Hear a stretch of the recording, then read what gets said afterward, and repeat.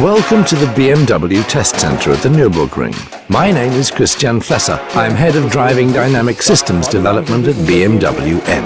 I'd like to give you an insight into the secrets of BMW M's driving dynamics development.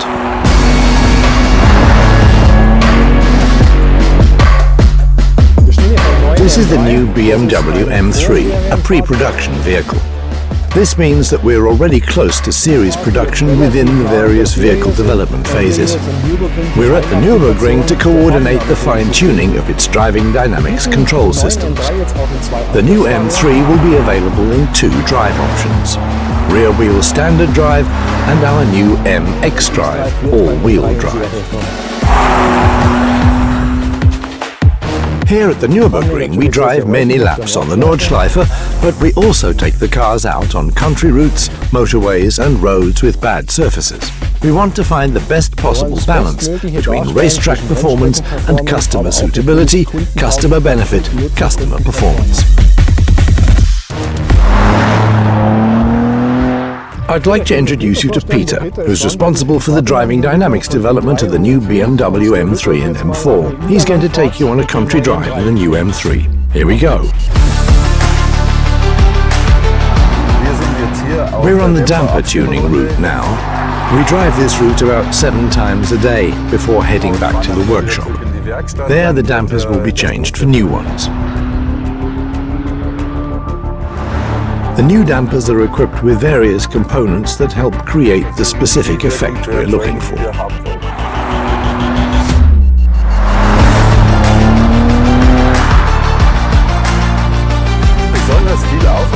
We put a lot of effort into eliminating disturbance from the steering system, such as the force generated by friction.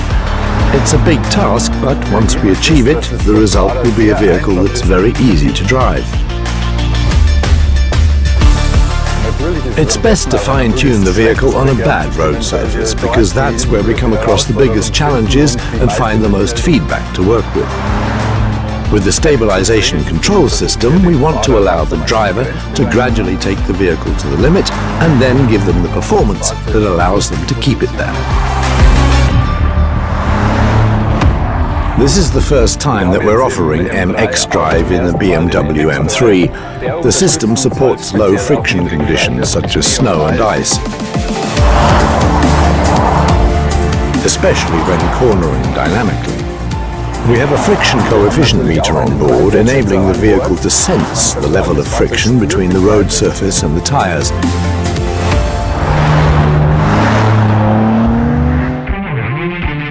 Here we go. 1 lap around the Nordschleife. The disappointing thing about this lap is that I'm only the passenger, but luckily Peter is a great driver. Now it's on to the first exciting section, braking at Hatzenbach. This is very challenging for the ABS. Here we check to make sure that the wheels don't stop at the slip value and that the car brakes well. We're driving straight over the top of Schwedenkreuz, one of the circuit's fastest sections. Here it's important that the car has good aerodynamic balance, so that when you're driving like this, the rear remains stable and tight to the road and we don't lose any wheel load.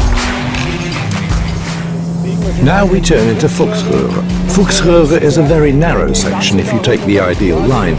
Here we need a very controlled body. There's still the potential for improvement right now. The car is still very pressure heavy. Now we're driving out of the corner with slight oversteer. There's roadworks here. Of course we're driving within the speed limit.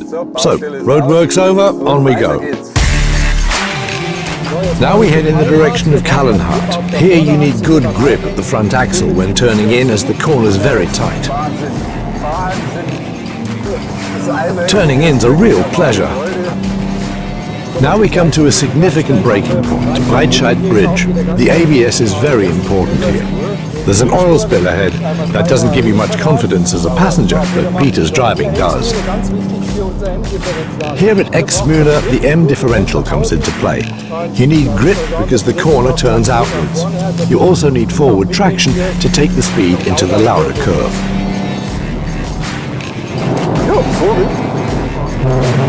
It's fascinating to feel the car travelling so smoothly over the curbs.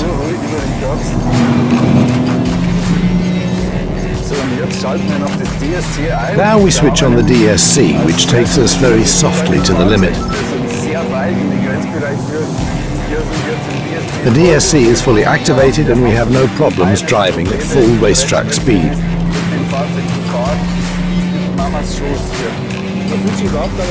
You don't feel at all restricted. The car releases torque freely, but helps out if you overdo it. One lap on the Nürburgring Nordschleife in the new BMW M3 is so fast. It's a cool car, absolutely thrilling. For me, the M3 is at its best in every situation. As developers, we have best in segment goals, and the M3 masters them all with confidence. That's best in class.